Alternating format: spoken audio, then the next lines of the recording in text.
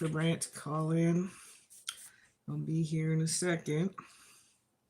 Make sure my volumes are up. Make sure my volumes are up. All right. Hey, everybody. I'm just getting started here.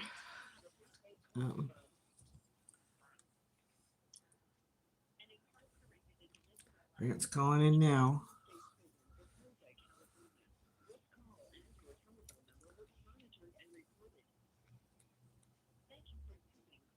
Link. Hey, honey. All right. Well, we're live. We're live already. Live. Luckily, I went and checked the sound because it was off. We ain't doing that again. No. What's going on, folks? If you guys like the truth and been hearing the truth, hit the like button and share it and subscribe, man. Come on now. Share my shit. Yeah, how come you ain't famous? How come you ain't sharing my shit? Yeah, how come you ain't sharing my shit, man? Okay, look. So, Baby Brock, we listened to a few things this weekend. Yes, we did. And came up on a few very interesting topics and facts that I want to enhance and not only enhance, but give some more insight on for what my buddy's video came out, day before yesterday, and or yesterday morning it came out, and he was talking about a good, matter of fact, some very interesting topics and content he had on his thing, on his video. And that trip with Burhop when he took the stand and he fucking, he admitted to all this crap that he paused and that he did and that he ordered or whatever. And the guy got cut loose, He go home and got to keep all his fucking houses and land or whatever he had. His ill-gotten gains. What's that? His ill-gotten gains. Right, his ill-gotten gains. And, I trip on it because it's like he admitted to doing, calling 6 hits or 6 attempted murders and a couple murders or whatever he said he did, right there in court, man, and they let him go.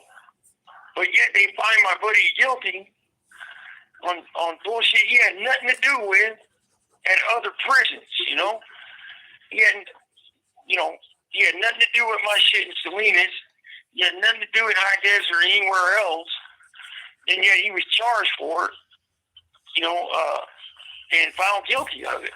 And they never proved there was no conspiracy there was any conspiracy amongst he and I on this case I was charged for, In fact, they dropped the RICO, and they had absolutely nothing against me on the RICO case.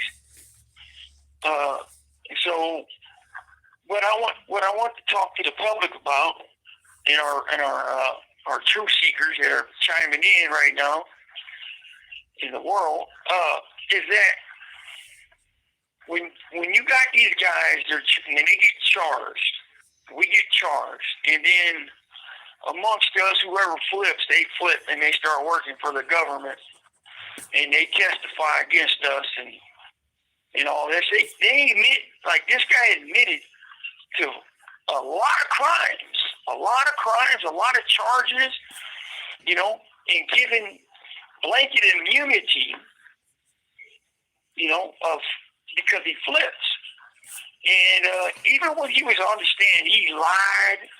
Like, he put a 10 on a 2. He lied like you wouldn't believe, man. And what gets me is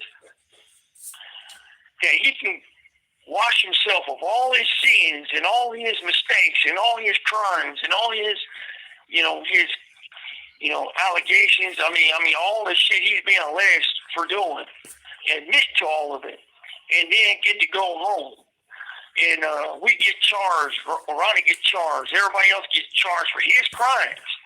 Yeah, that makes no sense. That makes no sense at all, does it? I'm still Right. baffled by whatever's driving that. I mean, it's like this has been going on for years, and years. Where again, the famous saying goes, they tell on 3 get charged, tell on 3 and go free, or some shit like that. Right. Don't go to pen, send a friend, and that's what they do. That's what they do, and they're letting them get off, baby girl. They're letting them go home. Well, that's just wrong. That's just wrong. You know, here you got a guy that openly and blatantly admitted to his crimes, you know, and I mean, you're talking about homicides, attempted homicides, massive amounts of drug sales or whatever he had going on, and then he flips and he gets to go home. But yet, my buddy's charged and convicted for his charges on this dude. You know, this dude's charges are burhops. And it's like, I mean, that's just fucking, how is that not, you know, how does that not go against a moral compass, you know? Just what's right in life. You know, what's right in life, you know, is you commit something, you handle it, you step up, get found guilty on it, you know, and you go do your time, and that's a wrap. When this guy flips, snitches on people, lying, we get charged for his shit. I mean, my buddy got charged for his shit and convicted. Well, they were trying to take everybody down they could with that. Even though not just drug charges, but I mean, the guy who flipped was admitting to calling hits and doing his own stabbings, and yet he gets to blame everybody around him for it. Makes no sense. Mm-hmm. Yeah, it's definitely a fucking. Yeah, I don't know what to call it, man, but I know this: it's not right that that snitches like that are allowed to dump their shit on someone else and fucking admit to it in court to a federal prosecutor. A federal fucking prosecutor, Jason Hitt. This guy, Travis Burhop, admitted everything to that guy and lied halfway. I mean, all types of shit. He lied over 50% of what he said was lies about everybody else, you know. And you know, like I was saying a while back, one of these other videos is that when we heard him on the tape giving up shit on his recorded part, that, you know, he was sitting there admitting to all this drug money, admitting to all these murders and having all these hits done and selling dope and all this crap, and how he was getting it in prison, his drugs and his cell phones and shit. And he would... This call and your telephone number will be monitored and recorded. You know, he'd give up the cops' names that he was working with or working for or whatever, and the prosecutor, you know, just breezed right on by that. You know, he changed his topic real quick, right? But, you know, I'm having, like, issues with this shit because here, you know, this guy admitted to his crimes, right? And we're being punished for what this dude did while he's out there feeding his fat ass face Whoppers from Burger King or something, right? Or fucking quarter pounder with cheese or Big Macs. I don't know what the fuck, but you know, it's a shame that a motherfucker like that gets to go home after he done admitted to his crimes, but yet he dumps them on us, on my friend, and snitches, and as a reward, he gets to go free and keep everything he made on his drug money, you know? That's the part I have a problem with. That's the problem I have. Mm-hmm. How does he get away with it? When you think about it, right, when you think about it and you really break it down, that's what they're teaching these kids nowadays. You know, if you do commit crime, snitch on your homies, you go free. You know, that's not how it should be, man. No. You know? Fuck no. That's not. cool. Fuck no. Fuck no. Am I missing something? You're out there, baby girl. What do you think about that well, shit? you know, people don't have honor and integrity anymore. They really don't. It's like they don't teach that in school. There's so much This call shame. and your telephone number will be monitored and recorded. So much shame-basing reinforcement that people just they kowtow to whatever trend or you know what works for you. I mean, it's ridiculous. People don't have work ethics anymore. They don't have any kind of self-respect. So how are they going to respect anyone else? Right. You know, I see very often this younger generation. You know, they don't respect their elders no more, and I see it all the time in prison. I see it on the TV and shit. You know, but you know, when you have a society, when you're telling people, like, you know, by your actions in society, you know, this dude here he's an example of, you know, you're using him as an example of snitching on his friends, and you're telling the people out there it's okay as long as you snitch on your homies, you know, you'll go free, you know. But if you own your mistakes and you take a deal, or you get convicted and you get sentenced to go to prison, that's not honorable. You know, you keep your mouth closed and you fucking uphold your moral integrity and just own your mistakes and fucking consequences and go to prison or do your time and go home or whatever. But you know, that's not honorable, and they're trying to, you know, show the public by doing this right here that, hey man, this guy, he did all this crap, he admitted to all this crap, but yeah, we're going to punish these other guys for his shit, and we're going to let him go. I mean, just like Mazda too. You know, I've known Mazda for years, man. Him too. He's done the same shit. He got to go scot-free, you know, and that's like, what the fuck, you know? Well, it's like I think they're kind of saying if you're a massive piece of shit and you own your shit, will reward you by forgiveness. But that's not what they're doing. That's not what they're doing at all. They're what they're doing is say, you're going to sell us your soul, and then you're going to give us the souls of everybody else that you can possibly undermine for us because we don't like them. Not that they've done anything wrong, but or even if they have, maybe their violations aren't as severe as this top dog who's getting a free pass.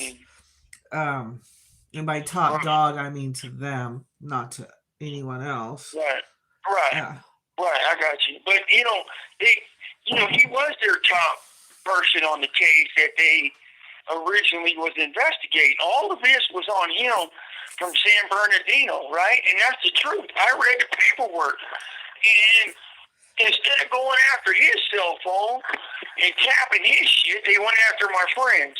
And that's crazy. You know, and then it all came around him, and then it's like, well, halfway through the case, the guy flips, and now, you know, everybody else is punished for the crimes that he committed, and he's not punished, and he gets to go scot-free.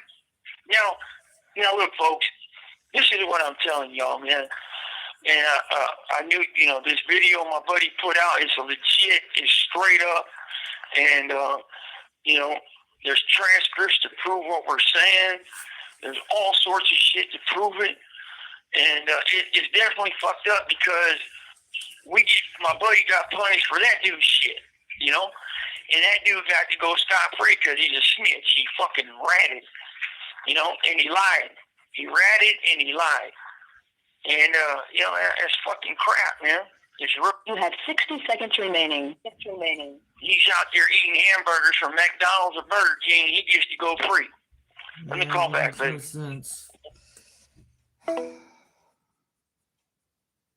Yeah, y'all need to catch that video over there. I put a tag to it in in the cards, so you can go straight to the link after this thing clears out. You see exactly what we're talking about, because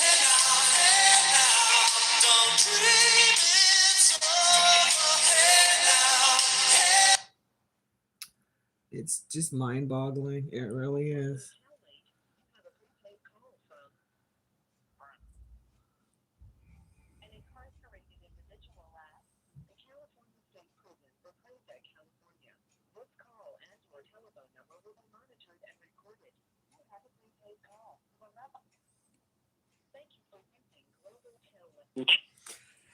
All right. You there? Yep, we're back.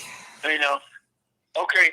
Well, I just want to touch on this real quick. Prior to this case, when I was in Corcoran, Sparky had PC'd up, right? When I was in Corcoran in like February of 2019. And when Sparky PC'd up, he would walk past our cages in Corcoran and tell me and my friend that, hey, something's coming down the pipe on you dudes. Ha, ha, ha. And he would laugh about it, He thought it was funny. He thought it was cool, that something was coming down the pipe on us, which was the Rico case, right? And I know you remember because his old lady was making weird statements to you in the visiting room, right? Oh, yeah. Well, she was strange. She sat there and laughed at me like there was something funny, and that was right. That was the day I found out they indicted you. That was right.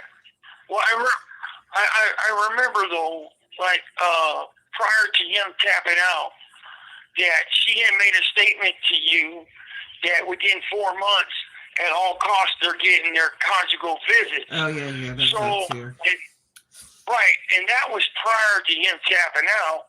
So he had already pre-planned it, right? That tells me that he had already pre-planned his move to tap out. Because if you're sitting in the shoe, you ain't getting no conjugal visits. And that's just facts. They don't do that shit in the shoe. So he knew what he was going to do. Well, I like Burhop, these guys, and Sparky too. Now I'm hearing he's writing a book, and he's probably going to get a release date because he snitched. And this call and your telephone number will be monitored and recorded. It's definitely a disgusting way, man. And but on him too, he's supposed to be writing a book and going home, and that's just what they're doing. They're rewarding these rats. Did they call him as a witness? Do you know? No, they didn't. And that was they didn't need him. That's what my lawyers and other lawyers said, is that they had enough. They had enough. They didn't need him. Makes me think he was part of the fabrication of it all. Mm-hmm. Yep. I remember, after he had left, he had to walk past our cages right there in Corcoran Shoe on the yard. Mm-hmm. Every time he would go out to visit that old fucking nasty that old weird looking chick. Yeah, that old nasty ass drunk bitch. And I remember, so he used to walk by the cages. We called it the walk of shame, right? And because he had to walk past dudes he just knew that he was just with, And so he'd walk by and he made comments like, "Yeah, you got no clue what's coming. Oh yeah, it's coming." Wow. Shit like that. Oh yeah, wow. You guys are gonna pay. Mm-hmm. Pay for what? What did he have some vendetta he wanted to hurt you guys with? It sounds like a real dickwad. Yeah. Well, absolutely. When you go that way, you become one of their enemies straight up. Even if you weren't and you were afraid. I was never afraid of that dude, but I knew he was garbage. A lot of us knew he had the heart of a fucking mouse. Well, he had a little. He did. Let me take that back. He had a little bit of heart, but he didn't have no talent. He couldn't perform properly, and he came up short in that department many times. But he just, when he folded there in Corcoran Shoe, he would make remarks he's the one that was writing all these fucking letters to me and my friends in each other's name. You know, he was an artist. The guy can draw really well. And a lot of people understand, I mean, you got to understand, a lot of these artists can forge. They're real good at forgery. I cannot. Well, I cannot. We get that straight clear. I do not. I cannot. Right, I get that. But I'm talking in prison. These guys are tricky. You know, especially what I'm saying, these S and Ys, they're tricky. And if they can play some games on us, you know, or for IGI against us, and that's what he did. And he admitted after, even before he PC'd up, he admitted to the Northern Mexicans and a few Serranos that him and a few other guys that were on the top tier with him were making counterfeit kites in our names and forging kites in our names, and he had over 100 forgeries in circulation in CDCR. So, in all of our names, me, my friends, Ronnie, all everybody else, man, he was putting our names to it because what it was creating a mass chaotic situation from the inside outwards. And they wanted us to all turn on each other. So they used these guys as agents of chaos. That's what they used them for. And but we didn't realize what he was saying. You know, I mean, we knew what he was saying, but we didn't realize the magnitude and the gravity of it, right? The gravity was like, holy shit. You know? Holy shit, man. You know, like, we know what we did, and we know what we did not do. And this motherfucker had been active on behalf of IGI. He had been proactive on behalf of IGI for 4 years before 2019. He claimed. He said this. So he was doing that shit in Pelican Bay. Yep. Wow. Mm-hmm. He was already doing this weirdo shit in Pelican Bay. Imagine that. Right. So you get guys like that, and you get guys like Burhoff. And according to Burhoff, in his debriefing videos and recordings with Jason Hitt, the federal prosecutor, you know, you get guys like that. And he admitted that he had been snitching for years. He admitted he had been ratting for years, people. Wow. And a lot of us, not a lot, but some of us knew it. Some of us knew it, and we're supposed to let others know, be careful, but they never did that, which allowed him more time creating chaos on the inside. That's what it allowed him. He was a chaos agent, and he admitted to IGI and OCS and Jason Hitt, the federal prosecutor, that he had been snitching for years to officers in the building, to whoever else he was working with, you know. And so it was known by a few people that he was doing this, but hidden. It was being hidden. And then when it all came out, you know, when it all came out, man, I knew it. I knew it. I called it. I knew it. You know, I knew it years ago. I was told. And I knew it was some funky shit with the dude. But I've never met this dude. I never met Burhoff. I just knew he was a big old fat fucking cheeseburger. You know? And he had never busted a grape in his life. You know, I mean, he admitted to having shit done for him. You know, because he had the bag, basically, I guess, according to him. That's what he said. But, you know, it just shows the public how foul the system is, that people had nothing to do with this dude's criminal conduct, and yet my buddy got charged and punished and convicted on it because this dude dumped all this shit onto him. That's disgusting, man. Well, what's really disgusting is that the courts are set to protect that. Right. Yep. Exactly. So, well, baby girl, we got any questions on the thing? Got any viewers? No, there's got questions? Any questions about it? Some little language I don't understand in some foreign language. So I don't know about that. And no. All right. All right. Well, I'll just go on to the next topic. Then I got for everybody. I want people to hear this. So let me give a shout out to my Spanish speaking community. Yo mando saludos a ustedes todos siempre. Espero que todo vaya bien para ustedes siempre. Si ustedes tienen preguntas, mándamelas. Yo voy a contestar con toda la verdad posible. Así que pásala bien. Okay, so I wanted to.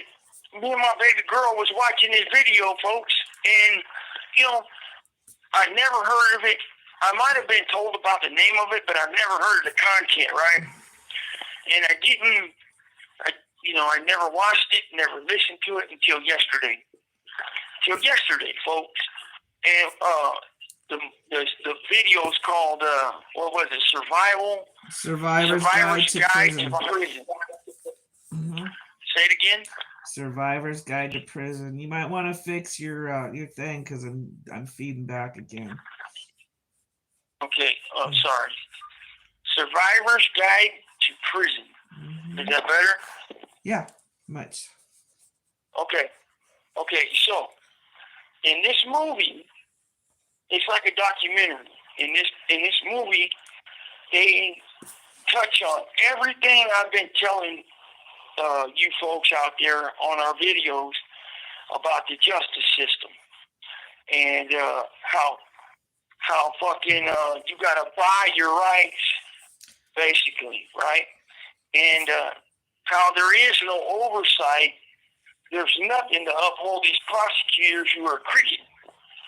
There's nothing. There's no system in place to ensure that these prosecutors are keeping everything legit and above table on their convictions.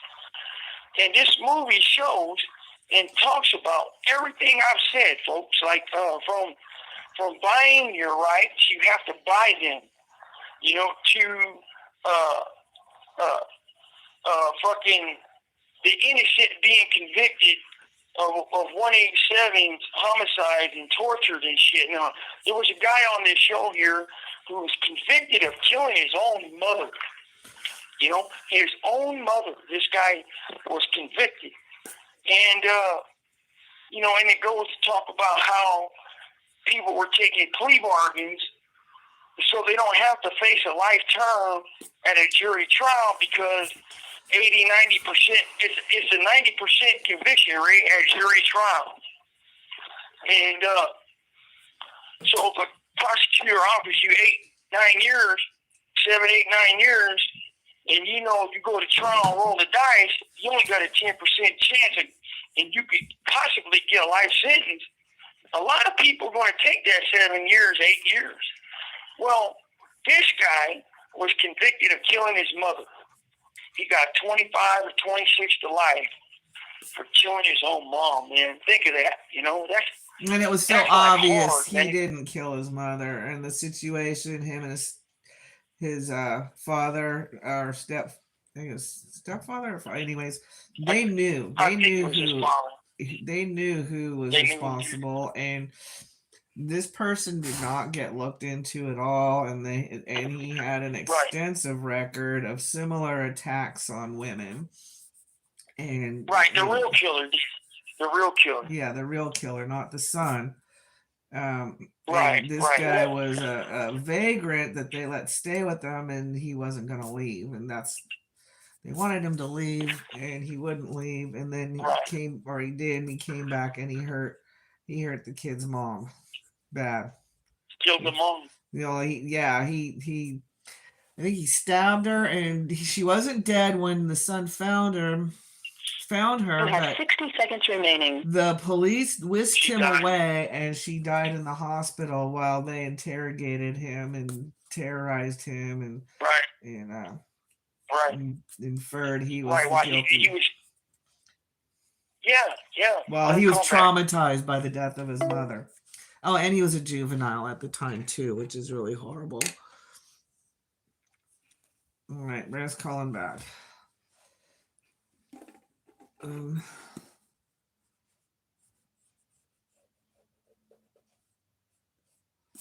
So, is anybody out in there? No, I not see. I got two of you. Hey, thanks for showing up, you guys.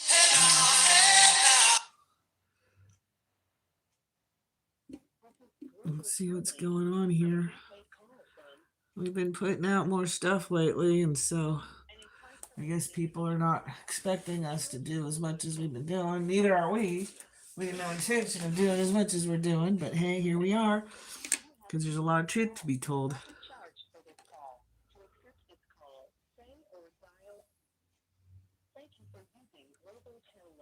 All right. I'm back. Right. So, explain to our listeners a little bit about the background of that case. Okay, cool. Right on, man. Because that goes to tell people what I've been saying, right? You know, you can be a person in society, and next thing you know, you're getting, something happens, and now you're jacked up in jail fighting the criminal justice system that's corrupt from head to toe. And he got out. The guy finally got out years later, many years later, after his dad passed away, right? Mm-hmm. And he had got an inheritance from his father, and he hired a private investigator on this case. Well, they re-examined the footprints that were in the house and from the shoes of the killer. In no way did them the prints match the convicted son's shoes at all. It was not his shoes at all. And it took another, 4 or 5 years? That's what he said. It was a ridiculous amount of time before they finally let him out. And the other guy, too, they found evidence. It took them that long. Right. It took him 10 years. They had evidence he didn't do the crime. And then he got a new charge in prison for murder, I think it was.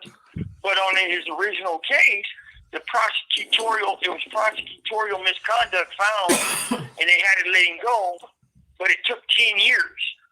So if he didn't catch that case in prison, and that case in prison opened up a bigger issue on his original case, his attorney on the prison case found out that, hey man, he never did this original crime, and all this misconduct was committed in this original case. This is wrong. Well, he ended up getting free, and it took additional 10 years. Now, the thing goes, it goes to say, man, this call and your telephone number will be monitored and recorded. You're not going to have your rights unless you have the money to buy your rights.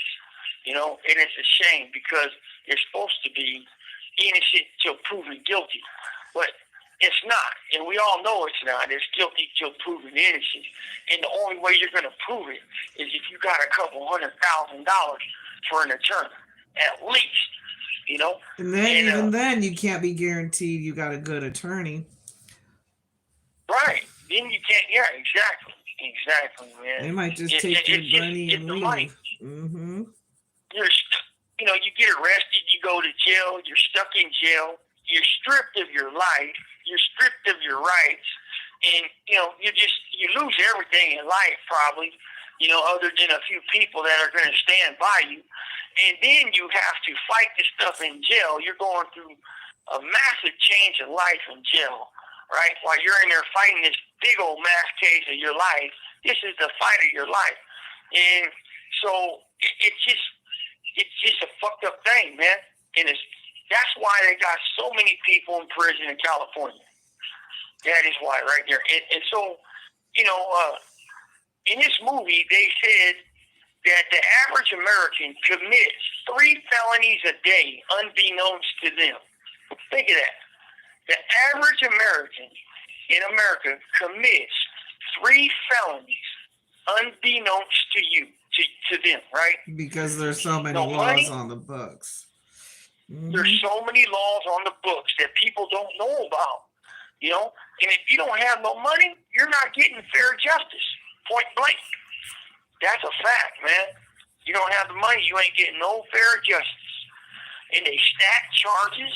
They'll make one crime, one burglary or one crime, 10 or 12 charges out of that one crime, stacking the charges to force you to take a plea. And that's what they're doing. That's how come they had the prison boom. The prison boom I call in the 1990s through the early 2000s. The prison boom. And they even said on the documentary, 22 prisons went up during that time. 22 prisons. And now it's just big corporate. It's worse now than ever because it's called big corporate now. You know? Oh yeah, there's a lot of companies that profit, private or corporate companies that profit off of prisons and prison free labor. Right. Yep. And I mean, it's the truth. You'd be surprised who they are. Companies like Coca-Cola and Wells Fargo and Bank of America and some of the like Sprint, I think, and you know, a lot of times they'll man their information desks with prisoners. They've got prisoners staffing like call-in centers for cell phone companies. And yeah, I mean, it's pretty insane how they're getting away with all this profit. You know, they have this budget, they have this tax budget, but then they're over here making all this other money through all these other corporations. And where's the accountability for that? Where's the accountability for robbing the working prisoner of any fair wages while they collect it all? Yeah, and it goes to their pocket. And it goes to this next little topic here that segues right into it, baby girl. Mm-hmm. Where's the oversight for corrupt prosecutors, corrupt judges, and corrupt cops? You know, why isn't the cops get to police themselves, right? Think of that.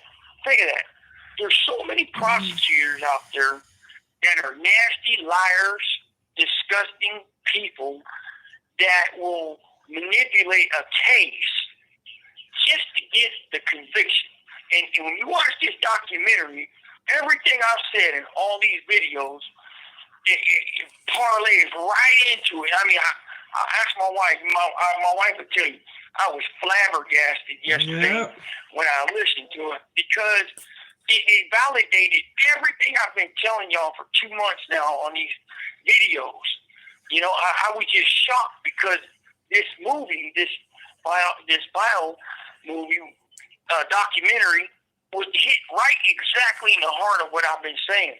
You know, there's no oversight for fucking prosecutors, none. And I learned some things when I went through this RICO case by my attorneys and other attorneys that in the history of the United States that there's only been like maybe a couple prosecutors that have been charged for prosecutorial misconduct, right? Now think of that. You're talking 100 years of a justice system, and only a couple of prosecutors lose their license or are charged. I mean, and there's so many men being released from prison for being proven innocent. You know, even after doing 40, 50 years in prison, they're getting out because it was a unlawful conviction. You know, the conviction was foul. Now, what about the prosecutors that put us in prison, right? That are foul, that manipulate shit. You know, they get tunnel vision, and they don't care if you did the crime or not. All they want is that fucking win, man.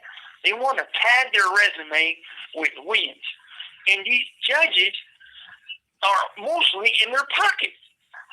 You know, they go play fucking bowl. They go play golf or bowling together, or or they're fucking butt buddies. I don't know, but where's the oversight for these people?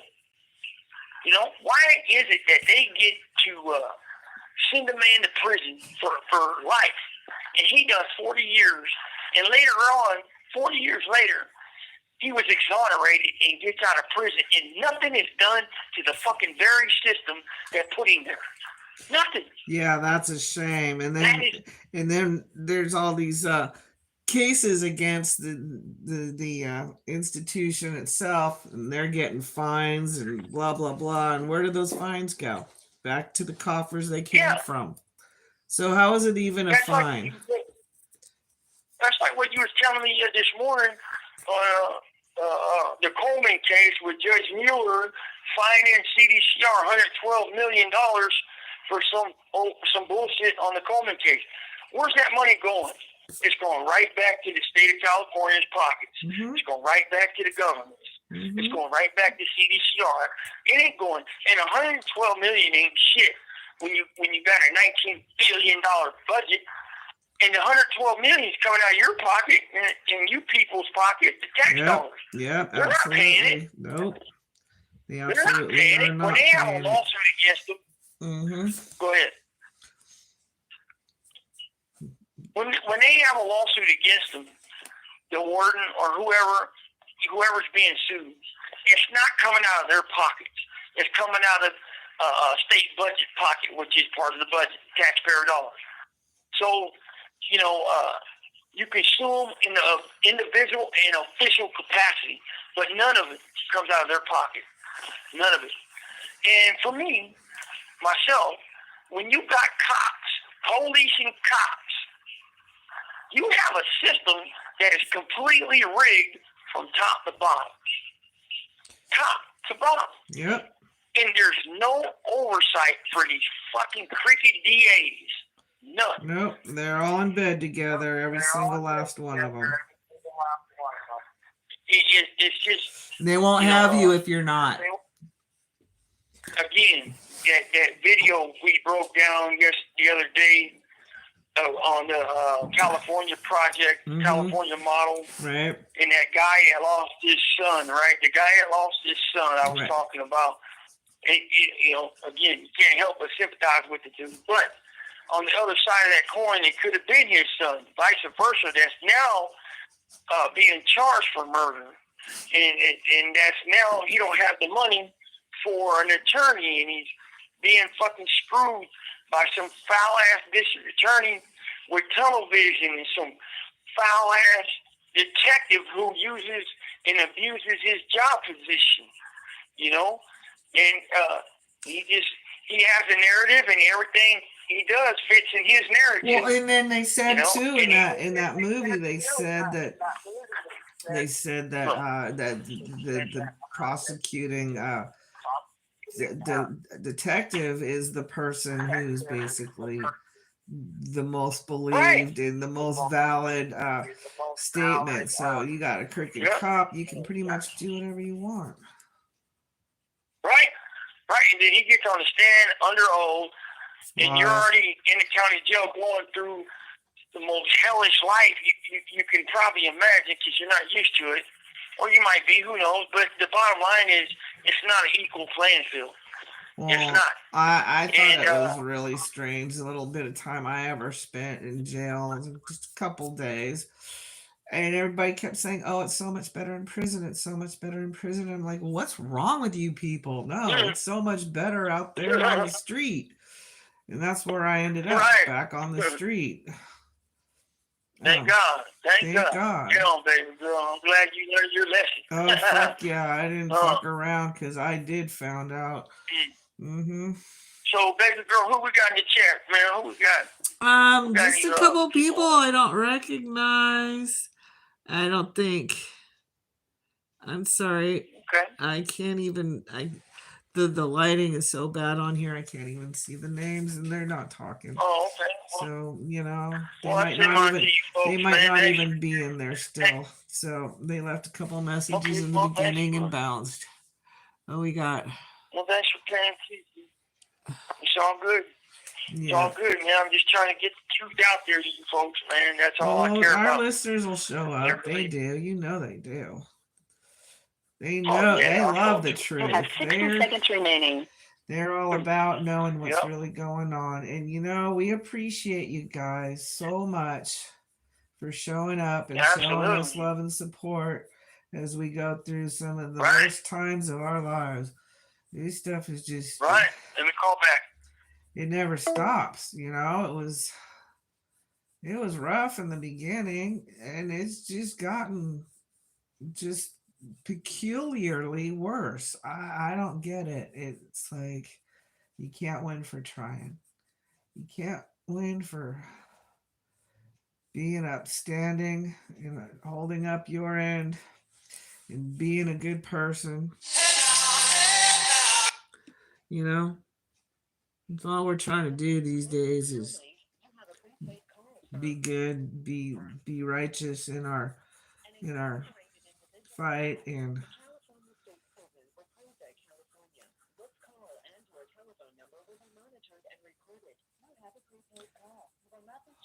hopefully one day find a solution that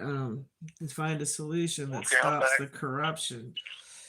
Okay. Well, I'm back. I'm back. But yeah, man, it's a very huge corrupt system, point blank, man, all the way through, point blank. From the criminal case to the corrections. It really is, and it sucks.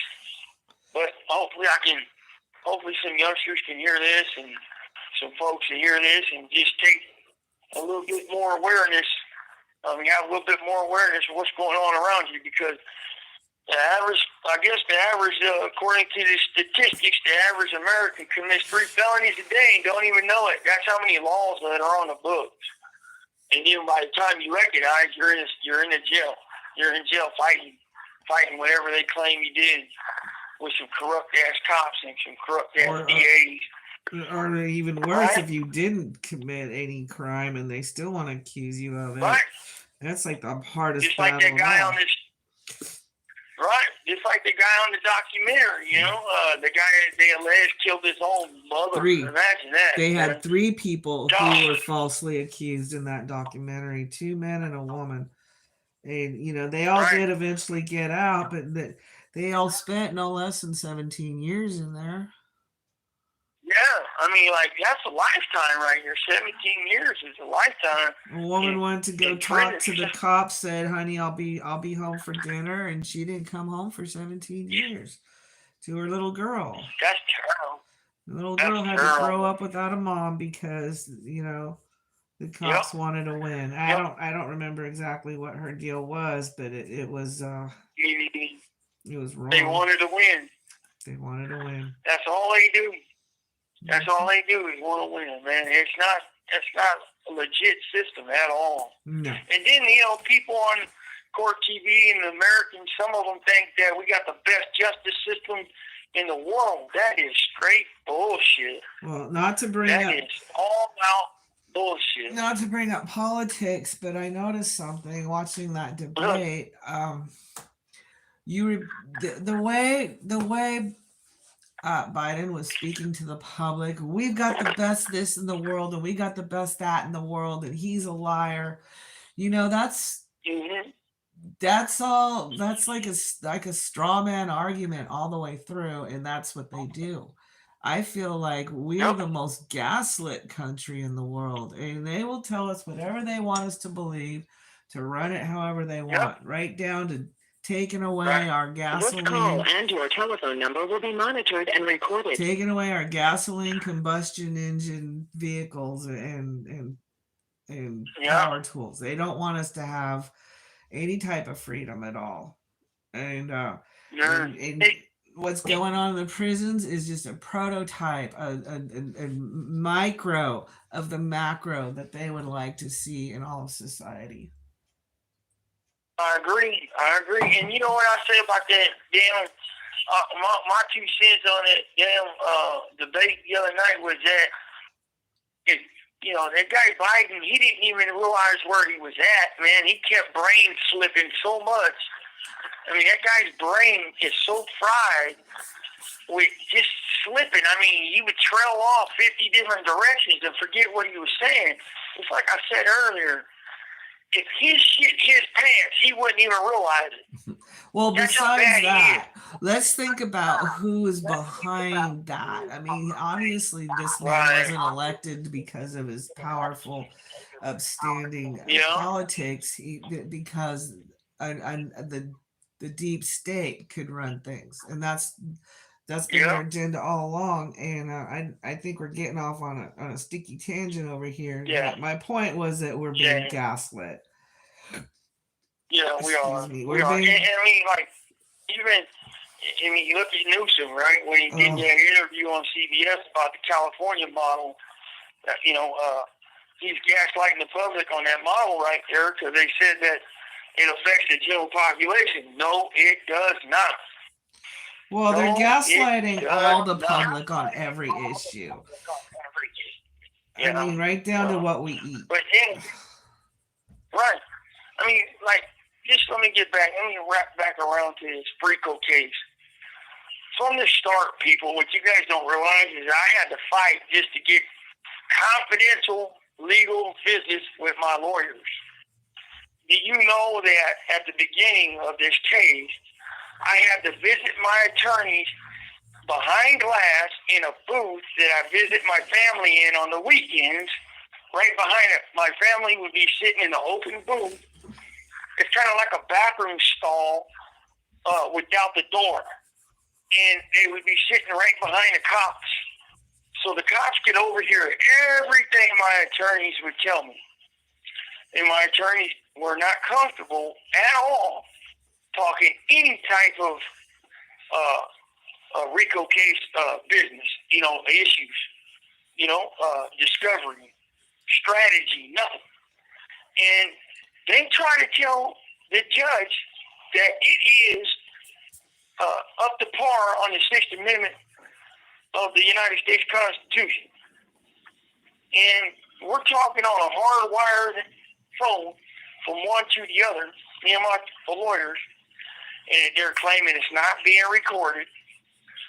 But yet the attorney next door to my attorneys can hear everything they said, vice versa. The cops can hear everything they said. So imagine that. That's not your Sixth Amendment. Confidentiality is sacrosanct, point blank with your lawyers. It's like your doctor. You know, you're supposed to, all your records are supposed to be between you and your doctor. And, well, at the beginning of the case, I had to fight and file just to have some type of confidentiality with my lawyers on legal business. And, I mean, that's how bad that shit was, right? And then throughout this entire case, all they kept doing was coming up ways to try to violate my rights. They opened my legal mail 5 times and put, open in error. And that's supposed to be acceptable. Once, you know? Maybe. They get over here. 5 times? Hell yeah, no. Once maybe. Maybe twice, but 5 times in an 8-month period? No. And then they get overhear my legal phone calls, and then they get overhear my legal visits. And it was like, they kept saying to the judge, oh, it's legit. Oh, it's confidential. And then the prosecutor actually told the judge, and I got it on a motion, that Mr. Daniel is not entitled to all facets of confidentiality with his lawyers. Bullshit.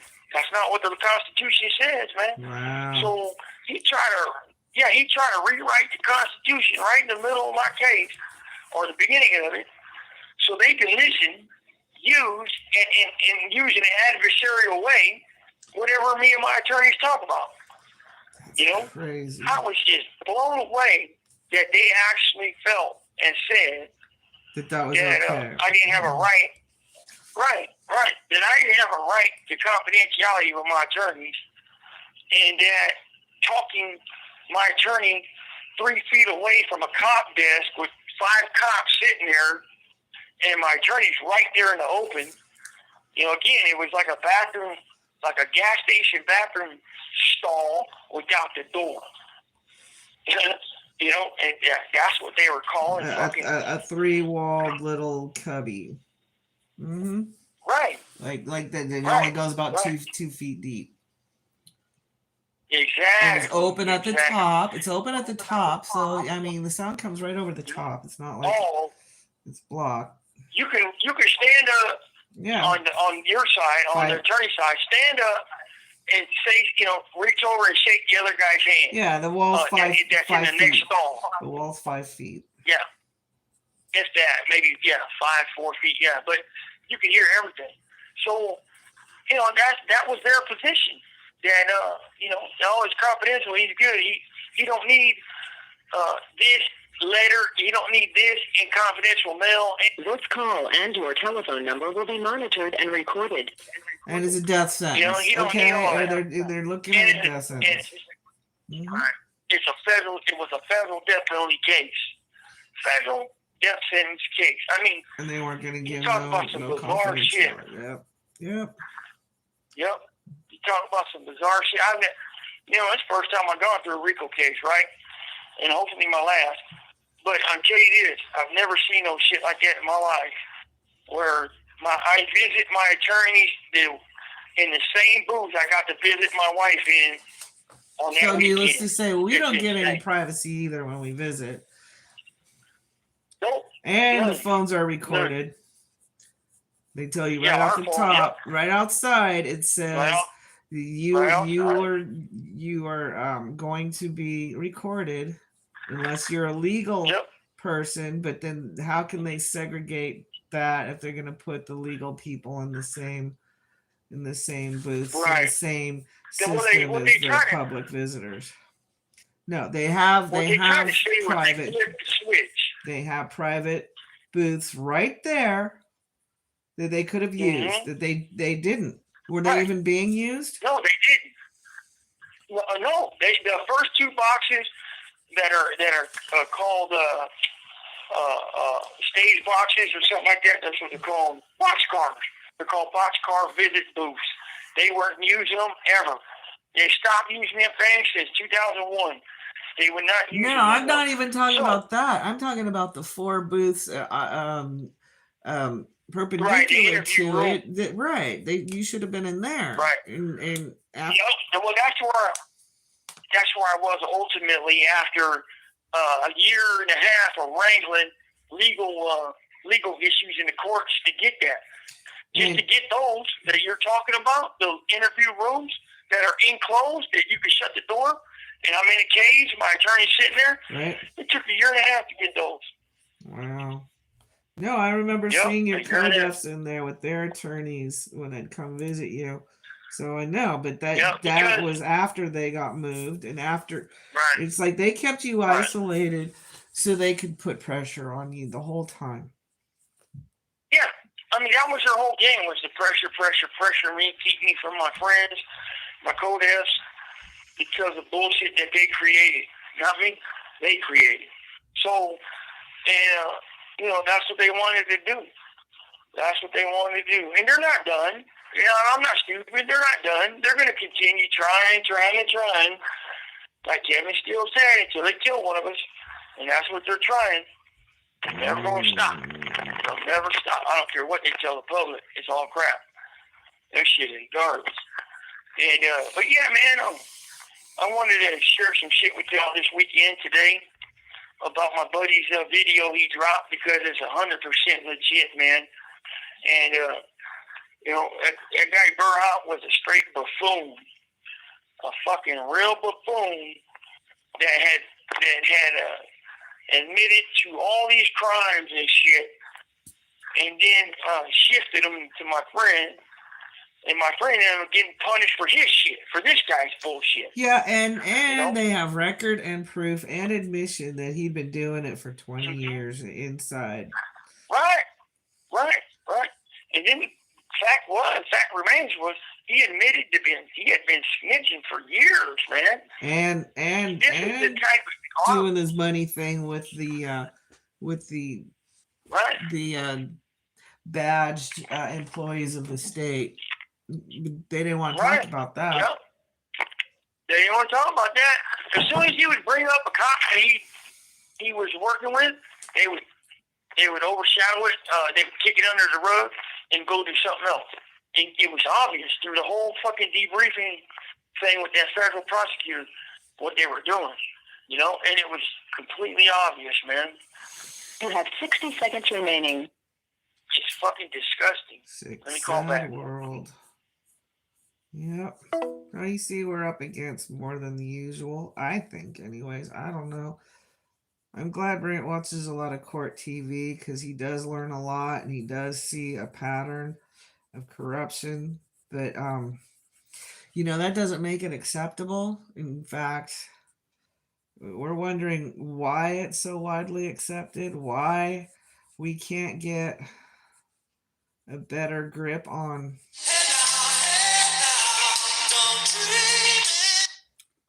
our societal obligation to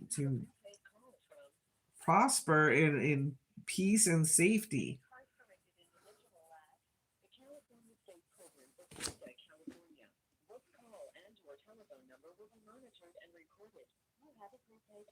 I know it's funny. Thank you for using Global Tel Link. Somebody somebody in the shoe has to be the one to wonder why society doesn't have checks and balances for safety and a peaceful existence.